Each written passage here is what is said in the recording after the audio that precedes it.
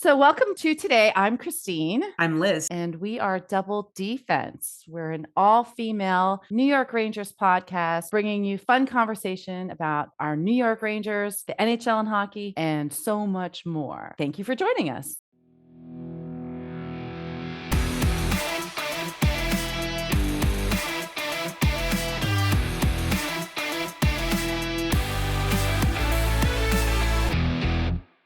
Hi. Hello. Hi, Christine. Hey, Matt. Hello. Guys, well, welcome to a very special episode of Double Defense. I'm Liz, joined by Christine, my amazing co-host, and our West Coast correspondent, Matt. We just got back from the 2025 NHL Draft. I think the vibes were electric. We learned so much. There is so much to talk about, which we will be getting into in great detail, not just on this podcast, but I think on a couple of episodes to follow. Because there was so much to absorb. Christine, what did you take away from our NHL 2025 in LA draft experience? So this is our first opportunity to go to a draft, and if anyone's ever been, I'm sure you all remember your first time. It's overwhelming. It's outstanding. It was much more than I expected. So again, we kind of did a couple things. We're going to focus right now on the draft, and we have the draft format, some of the players. Matt's going to hear, and he's going to talk about the PWHL. But yeah, I'm still processing. First I had to catch up on sleep. A lot of late nights chatting with some people. Some of these guys can stay up late, and everybody looked fabulous, by the way, with our 3 hours of sleep and trying to catch all the action. So, so let's get right into it. Let's start with, look, we came from the spectacular event last year in Vegas in the Dome to the Sphere in Vegas, and where a lot of people kept talking about it. They say it's a perfect place to have the draft. It'd be wonderful if they had it there every year, and it was a good feeling, especially for people who have regularly attend the drafts and so forth. And then they bring it to LA with this new format of a decentralized draft. Yeah, so just to take a quick step back, for those of you just joining us, the NHL Draft is an opportunity for all of the teams to theoretically fairly choose new players from a group of up-and-coming prospects. And those prospects can be players that have played in some of the minor leagues in North America. Europe was very well represented. Sweden, Slovakia, Germany, a lot of the leagues in Europe have players that are eligible for the draft. Matt, maybe you can go into a little bit more detail too about what makes players eligible to be in this draft, and then just talk through, how many rounds there are and how each team decides their picks. Yeah, the draft is usually for 18 or 19-year-olds. And they're usually selected from a wide range of teams, between major junior teams such as players from the CHL, the WHL, the QMJHL, or players from colleges in the NCAA, or even players from minor juniors that are on those teams to try to go to a college before all that. And usually there are 7 rounds in the draft.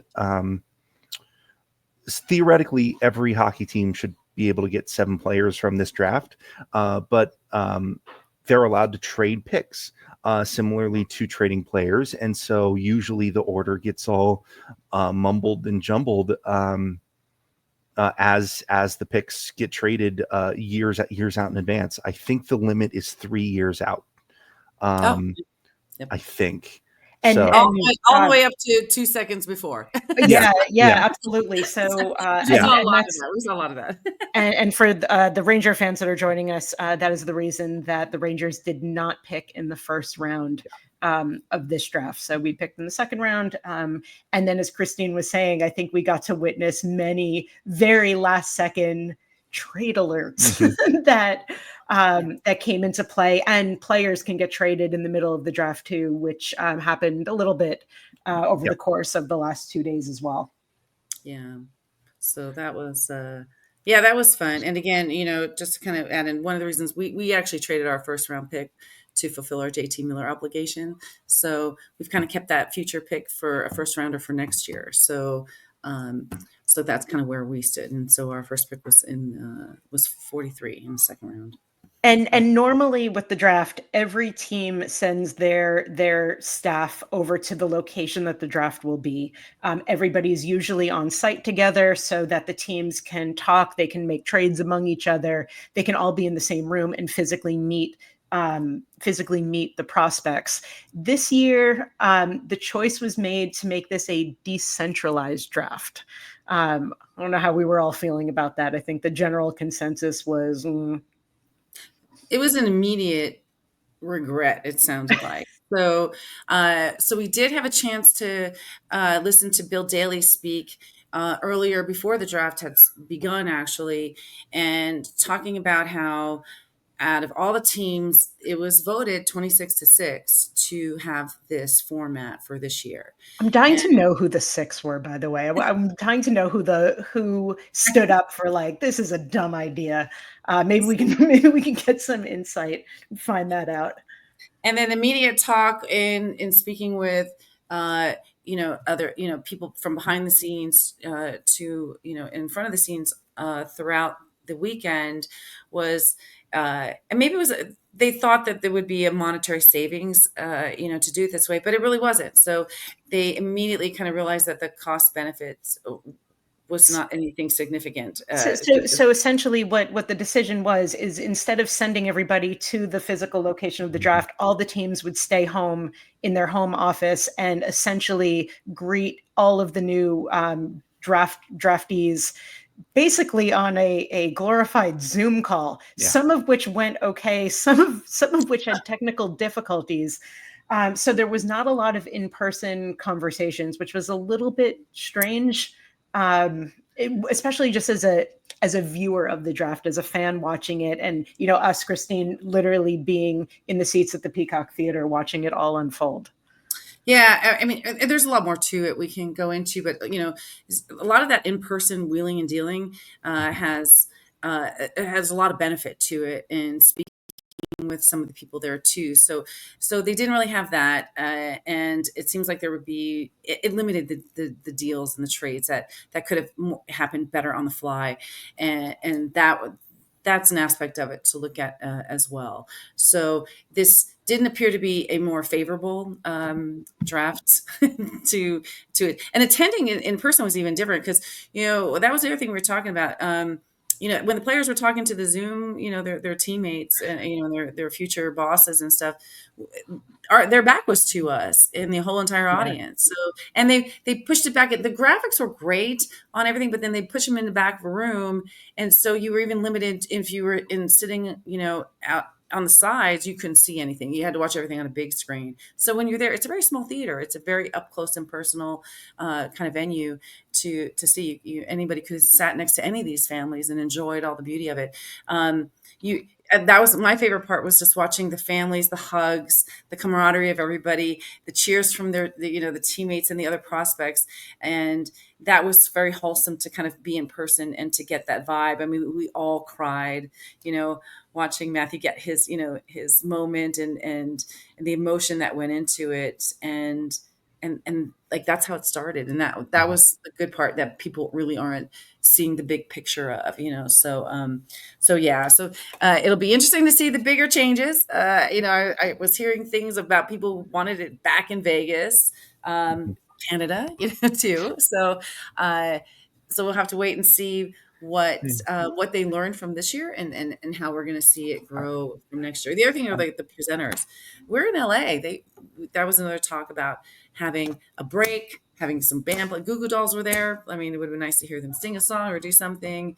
It was strange. It was sort of like the Emmys or the Oscars, but just without the fanfare. It was very LA of LA. Yeah. To do this. The notable thing I'll say, which again I learned when we got home, because it was very much later in the end of in the later rounds, was a kid who was from LA, sent a message to the Kings organization saying, hey, I think, if I can get my shot to help you out and present one, can I do it? They responded yes, and that kid went up on the stage and presented one of the picks, and I love that story. And it was with the headline of like, always shoot your shot, take it. If you have it, take it. And so that was a really good moment there too. So yeah, so let's get into some of these picks. Any surprises, Matt? Not really. In terms of this year's draft wasn't supposed to be a high quality or deep draft, similar to like it was last year with Utah's first pick and the Sharks' very first overall pick. So we were hoping to see a ton of trades and a ton of chaos coming out of the first round, not this being a deep draft. And so a lot of teams were looking at trading down. And it ended up just kind of being a draft that's kind of overshadowed by the presentation of it. And you both went into it a little bit, but yeah. This was a very boring draft, unfortunately. I think there were some individual stories that stood out. And sure. The Rangers did wind up on their second round, which was technically their first round, picking Malcolm Spence, who we had the good fortune to meet after he was drafted. And from what I'm hearing and the rumors and the info that's on Elite Prospects, it sounds like the Rangers got a little bit of a steal with Spence. He's a really strong player, very versatile. And I think there was a lot of expectation that he would probably be gone by the time the Rangers got to picking him.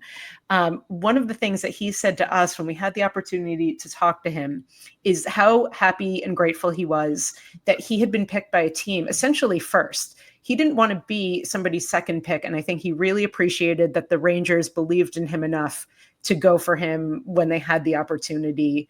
And he was technically their very first pick. So that was really sweet. Yeah, that was a heartfelt moment that I'm not seeing it in a story, but it's fun to share that. It was fun kind of seeing some of these kids come out. Their eyes are glazed over. Things are still setting in. These kids are young. They're 17, 18 years old. I was talking with William Moore, who was picked by Boston. So he'll be attending college, Boston College, with first round pick James Higgins. And, just the way he said, well, I'm still in high school. So I was like, okay. Yeah.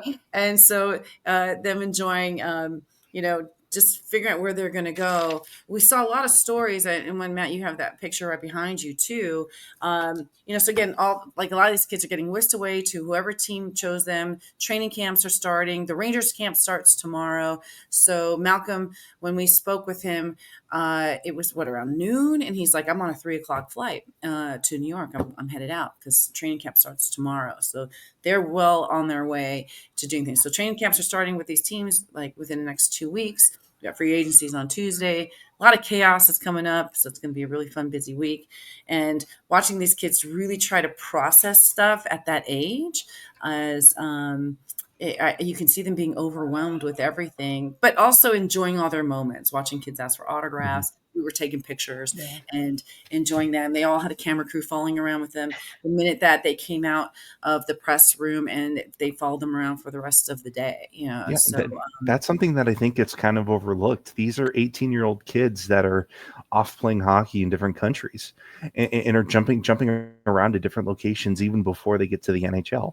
You've got a kid who's probably going to move up from the U.S. to Canada before he's 16 to play in the juniors, and then he's moving back into the U.S. but to the Northeast to play in college, and then he's probably moving from there to a team's minor league team, and then from there to the NHL team. That's a ton of different locations for someone that's probably still going to be a star anyway. And this is That part of takes the a reason toll. that every time somebody was drafted, when they were sitting around us, Christine would make sure to look at their parents and go, "Congratulations, mom! Congratulations, Yeah. dad!" Because you know that those parents who were so emotional. I mean, there were some moments that I think we were both kind of I tearing up know. watching This will this. be my eye. I know. That But happened you a know lot, those not just for us. those parents put in tons of time and work, and the families that were supportive of them, so that was very cool to witness in person. And Christine made a point I think the parents really appreciated that. Yeah. I wanted to give him hugs. I mean, it again, that was what I really liked, being in person for there. But Matt, you have the kid behind you. Tell that story. I mean, there was a couple other stories and stuff of some fun things, but that one, this one's a really notable thing. So let's elaborate a little bit on this Well, yeah.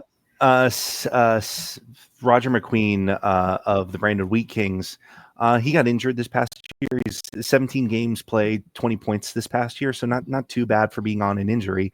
But the fun thing about this one was, the this is going to sound like an insult, but it's not. The Mickey Mouse franchise of the Anaheim Ducks draft a guy named McQueen, and you send him on a helicopter ride from downtown LA to Disneyland, and have him take pictures of Donald Duck at Disneyland and the Lightning McQueen at Carsland. I love that. That's awesome. And as you said, all before the first round it was over, Yeah, so like he the was Kings just are whisked away. Kings at pick 31 are on the clock. Like, See? So like that's a great story, and so like there were, there was a couple more like throughout, the whole 2-day journey of stuff. So mhm. so those are, and actually it's funny because like we, by this time when all that was happening, we were actually watching that at the hotel, and they had it on all the TV screens. So that was a big buzz, going around But, with yeah, him. I And I'm I sure his think. parents were still, his parents were probably in the lobby with us going, well, what? So, Mhm.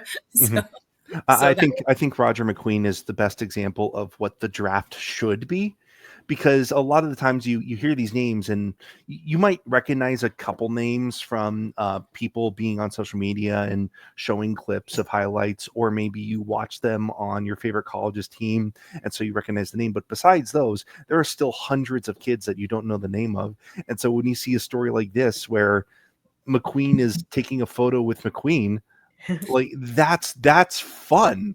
That I is know. what the draft should be every year. Right? Yeah. Right. That, and I kind of, I agree with that. It's funny because the Ducks seem to be really kind of stepping up their game with Disney and kind of Yeah. really playing into it a little bit more.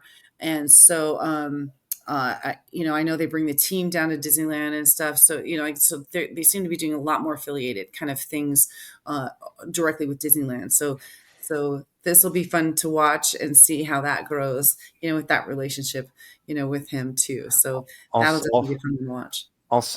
so I've looked at pictures from McQueen's uh, high school and junior career. He wore the number 13. Thankfully, though, he's changing to the number 95. The So numbers. So yeah, let's just generally say too that it was confusion. And it was fun to watch because you can spot the kids a mile away. Like, you had a lot of fans there, and it was really fun to see people get represented and have their draft pick chosen for the team. We had a gentleman and his son next to us that when Higgins was picked, they screamed really loud and then ran outside to get the hat, and then they came back 3 minutes later wearing their hats, and it was who they wanted and they were looking forward to it. A lot of people, since a lot of the high draft picks, the first rounds were East Coast teams. There were a lot of people that came in, from the East Coast. We saw a lot of families coming in, and we met a few families where it was whole full families that were just friends of, like my friend's son. So there were probably 20 people for some of these kids flying in from Canada and whatever. One thing I'll say is like, I think there were 17 birth countries represented in this draft, which was the highest amount in like 20 years, so, and it matched some other seasons too. So that was good to see. Simon Wang, a notable draft pick too, was he's so sweet. Right? I did have a chance Yeah, to. he was the highest drafted Chinese player in the history so far, and I think he's only 17 years old. Christine got the Yeah. chance to have a photo with him. He is tall. he looks like he is going to shape up to be an awesome player. And he And was he- drafted by the Sharks.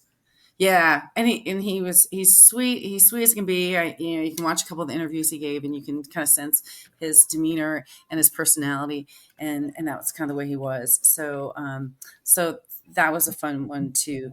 A couple other ones to kind of say we had three brothers, younger brothers of other picks get picked.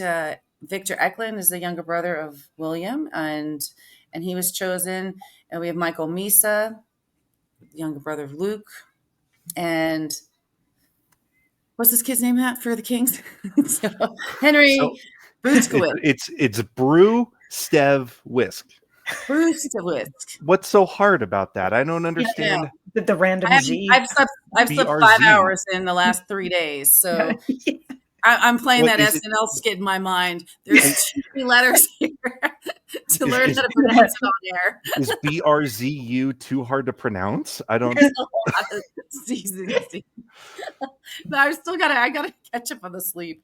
So, but he was chosen 31st for the Kings. Yeah, we traded down to get him, and I really like him.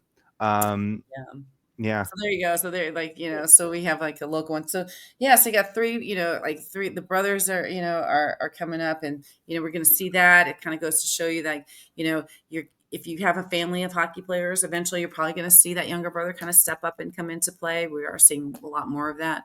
So that's a fun trend to see.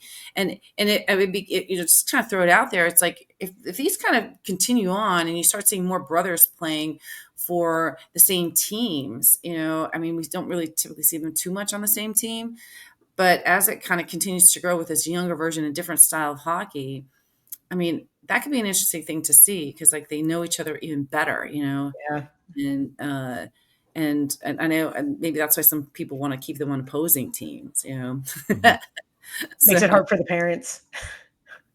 Yeah, well, it could be double bonus, So, so that, and I feel like that could be more of a trend going forward. With some of these players, because again, and I know we'll kind of talk about the PWHL too, and I'd be curious to see, and we can talk about this at a later time, maybe during the season, is sometimes we see siblings in the PWHL too, so it's definitely a family affair, and anybody with more than one child in hockey, props to you, because one child will make you go broke, so and I don't know how they're going to do it with multiple kids, on there, so yeah, so that was really fun. Like a great, it was a fun experience. Of a lot of fans attended. It got quiet, and where we were able to kind of sit down and meet other people, throughout the whole weekend. We'll definitely have to spend more time on a different progress, like podcast talking about who we kind of had a chance to meet and kind of how we can kind of utilize that going forward and talk about it and get some of these people that we were kind of interacting with on our show. We're definitely sharing out pictures on Instagram, so feel free to look at it, comment, be nice about some of them, So, we got PK, we got Gary, we have Emily, so we'll see some of the comments. Yeah, we it's all definitely fair. some familiar faces. Just before we move on from the draft, Matt, you kind of touched on it before that this is sort of like the beginning pathway for a lot of these kids. What's the process from here? So once they get drafted, they don't sign an NHL contract right away, do they? They have a period of time in which to sign. Mm-hmm. No, I think it's playing rights are the main thing you have to look at there. But yeah, it's usually a couple years from now they'll sign an entry level contract. But there's a lot of connection between the player and the team from that point. Depending on the certain rules of the certain leagues, usually a player would receive assistance from the team in order to develop effectively and establish a connection with the team. I remember a fun story about the player development staff on the Kings about if a player needs something, and based on certain rules, because you can't really gift someone in the NCAA, but you can for juniors. if a player needs something or anything, if like a from Porsche, like Yeah. what kind of what are we Well, what are we talking about here? like a family van, if they need transportation up in Canada, or plane flights down to the team practice rink, or any other thing they might possibly need. So yeah, So they'll work in conjunction with the team. So we have someone like Malcolm Spence, who's I think he's committed to Michigan to play for the Michigan team. He will continue to play for Michigan and then sort of continue his relationship alongside the New York Rangers. And at a certain point, I guess, has to make a decision on what, and I guess, it goes both ways. Both sides will have to make a decision on how he wants to transition over to, I would guess, the AHL at that point. And hope that in the interim he doesn't get injured, hope that he stays healthy, and see if he wants to complete his time at Michigan or enter the NHL sooner than that. Yeah, I think it's very interesting now, especially with this new age of college players. How long do you stay in college? He's 18 right now. So you can't play on an AHL roster until you turn 20. So do you stay in the NCAA for those 2 years and develop with? He's 18. The average age of players that play in college are 21 and 22. That's major for someone that's developing like him. So how long do you stay? Do you stay until you're 20, or do you go to 21 and 22 and play in a less risk environment, with the possibility of only playing less time in the AHL afterwards and then going to the NHL? Or do you just wait until you turn 20? There's a lot of pride for playing for your college versus playing for, I'm sorry for Hartford, but I'm pretty sure that excluding the money, I'm sure a lot of players would rather play for Michigan than Hartford in the meantime as you're developing, right? There's a lot of pride to play for a place like Michigan, a place that could win you a national championship. And I think next year the age of the draft is being extended. I think it's by next year that all players can enter the draft up until the age, I think it's 22. I think that's what I read, which would allow for a little bit of a longer college development period if they do decide. So that'll be interesting to keep an eye on if that changes strategy for the players and the teams as the next year plays Money out. saver, because you're letting them develop without having to have that representation, or agent or other kind of factors along there. Because once these kids are in it, and you got to think the number of kids every year, you're talking 200 kids, right? That are getting picked and going off in different adventures. So we're only looking at really, and let's break it apart a little bit. The first rounders are really the ones that people are going to be focusing on in putting them, seeing how they can place, whether they're going to be so good coming right into the NHL as we've seen in the past, to the lower levels, OHL, AHL kind of levels. I talked to one kid where I'm like, "Are you going to school?" He's like, "Nope." He's like, "Nope, I'm not." And he's like, "That was a quick answer," and that was great. And so he was a first rounder, and so.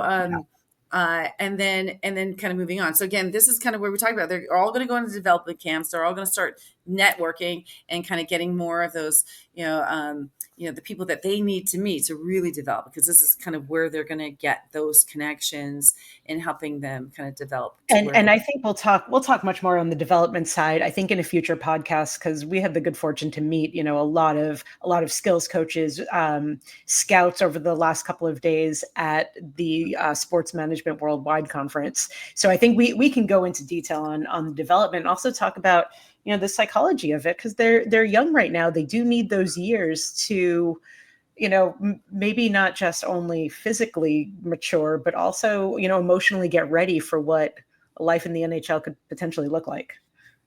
Yeah. So they're going to be busy. And I think this, kind of going into what you're saying, Matt, it seems like no matter what, these next few immediate weeks and months, before school starts again is really critical for each of their paths. As they're kind of doing these development camps, they're getting thrown in, so they're getting crash course in everything, and that's where the maturity of these kids is really going to come out. Like the reality is going to start setting in, and you can tell they're focused. Like that's where that makes that first round versus all the way in. They're all focused in their in probably their goals and their dreams, but when it really comes down to and how they're going to do well against each other, when they're playing with last year's picks and this year's future teammates and stuff that they've kind of just all grouped with. So so if you're interested in any of the players, listeners out there, follow them. Matthew, you were saying, to kind of get on Elite Prospects, and you're able to follow them, through their journeys, and you can get more details on that. So that's really a good resource to kind of follow each of these kids. And if you're excited, or if you really want to see these draft prospects in your team's uniforms, watch the rookie tournaments every year that happen a couple weeks before preseason. It's a good chance to see the hockey season coming back, because it's these games are way more exciting than the preseason in a weird and different environment. I love rookie tournament games because they're always good. Seeing NHL team jerseys and NHL team uniforms in practice rinks is weird but fun, and it signifies the start of a brand new season, and I love it. And you get to see the players that the players that are still a few years out from playing in the NHL in an NHL jersey. So I really love that personally. Yeah, that's good too. That's actually a good point. It'll extend your hockey need for a little bit longer too, and kind of watching it from a different perspective, and kind of, if you follow it, then, it'd be fun to kind of see and compare, when you actually see one of these kids start playing, on the ice of your team. That I love. Great. So let's segue in. Anything else we want to talk about right now on that? Because I'm still processing things that happened. It was a lot. We got a lot to get to too. Yeah. But we definitely also want to talk about the PWHL, because we had a bunch of drafts this week. You have the NHL draft, you have the NBA draft, and right there you had the PWHL draft. We are talking this, and this one exploded because the league is still new. We just finished the second year, but they introduced 2 new teams. So, and I think I had posted before, like kind of the draft format and how each of the teams were able to save. Was it 2? Was it 2 or 3? It was 3 at the start, and then 3 at the 4, start, and then after, once 2. Yeah. Yeah. So after they'd gone through, they were able to kind of add some more into the pot. But when you only have 6 teams and you're adding 2, that's a huge jump. With such a, and so I think it was the expectation. It was going to be a little nutty. I think that went above and beyond the expectations. So Matt, can you give us a quick rundown of, because Matt's the bigger follower of the PWHL, as we're still learning. We were talking to a lot of people about that as well. Again, we'll talk about that more in a future episode, because we were able to talk with somebody that represented the PWHL on a high level and talking about that, and that was good to hear. But yeah, let's go into the teams, the draft, and quickly do the draft format, because I didn't agree with it, but and then kind of summarize kind of what happened and anything notable. Because of how few protections each team got awarded, essentially every team got robbed, and got robbed hard. That's the best way I can. Some of them didn't the league's only 2 years old. So some of the people also, the women came up with they only had short-term contracts. So you had a combination of trying to save people, trying to, the contract negotiations were going to come up. So it was everything all at once. Yeah. Everything everywhere all at once. Yeah. Exactly. You know what you're going to do. So I was thinking, and Matt's texting me like, WTF, what's happening? Like, I just got all these random texts and stuff throughout this draft process. And I was just like, let's just call it a do-over, right? It's still fresh enough, where these 6 teams kind of are creating that pathway. They're learning the rules and still adjusting to everything, as they're creating their own unique, league, to represent the women and how they play. And And so, the first thing is adding, these two teams. We are going to be looking at probably adding a few more, in the next few years too. So, so there'll be future consideration for, will that draft format really disrupt it as much as we're seeing now? So yeah. So what This is besides New York? I know you're going to get into New York on there, but so, yeah. So real quick, the expansion draft, that was BS. That's the problem. That's what everyone has the problem with.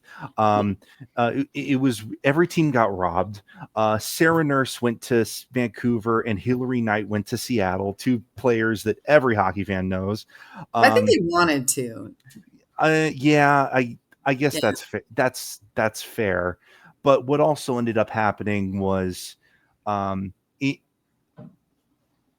with the exception of the first overall pick from 2024, every single first round pick in the 2024 draft went to one of these expansion franchises. And so that is worrying everybody, because especially with this draft that just happened, because how am I supposed to get connected with these teams when there probably is going to be another expansion draft next year or the year after? So how even though I'm very proud of my team, how am I supposed to get connected? It's frustrating. It's I can see it's frustrating, but also, don't forget, they're only year 2 into this. They still have, there's a lot of building that still has to happen. So I imagine the scales are going to be unbalanced for a while as the league continues to find its footing and figure out what the future looks like. Yeah, it's definitely frustrating for the fan bases, the individual fan bases, because it's like Ottawa, for example, had two really good goalies, and even though one goalie got them through the playoffs and into the final, the other goalie racked them up a ton of wins and couldn't be protected because they had to protect that other goalie that got them to the final. And because of that, she ended up going to Vancouver. But the cutthroat part is kind of awesome. Yeah, there's an element of that that's really fun. I hate how fun this is, because it is kind of screwed up, but it is really fun. It is really fun to rant about this. So some of these notable ones, let me kind of point some of them out, and I'm going to save Abby for a little bit later, but and maybe you can give your comment. So Ella Shelton, Toronto Scepters. All right. We were talking about this pre-show. Yeah. we were talking about this pre-show. The Sirens are in the New York Sirens are currently in the PWHL's version of a blow up and rebuild, but they're taking this. Oh, you just go right there. Yeah, they are taking this massive roll of the dice right now. They are currently last. They have been last for the past 2 years, and they are the only franchise in PWHL history to not be within the playoff to not be I am having a massive brain fart right now. To not be alive in the playoffs until the final day of the season. They currently have both first overall picks from 2024 and 2025. And so there was also this question on who's going to be selected first, because it's a very deep draft in the PWHL. So there was this question of whether or not do you go with Kristen Kaltunkova. Oh wait, I can say that name. Can you? All right. Kristen Kaltunkova from Czechia, play for Colgate. Or do you go with Casey O'Brien, who won a national championship with Wisconsin? The answer for New York is get both of them. Yeah. They trade Ella Shelton, who is their fourth overall goal scorer, to Toronto in exchange for the third overall pick and a lower draft pick. And so they trade both of them.